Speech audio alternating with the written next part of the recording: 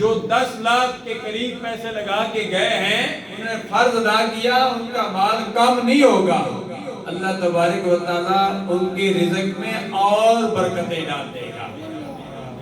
ظاہری طور پر اللہ تبارک و تعالیٰ دنیا میں کافروں کو زیادہ رزق دیتا ہے اور مسلمانوں کو کم۔ حقیقی بات یہ ہے کہ اللہ مومنوں کو زیادہ رزق دیتا ہے اور کافروں کو کم۔ کیسے؟ اللہ تبارک و تعالیٰ کافروں کو صرف دنیا ہی میں رزق دیتا ہے۔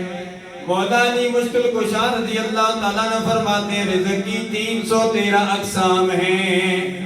کافر کو دنیا ہی میں رزق دیتا ہے، لیکن اللہ تبارک و تعالیٰ مومن کو دنیا میں بھی رزق دیتا ہے، قبر میں بھی دیتا ہے، اور قیامت کے دن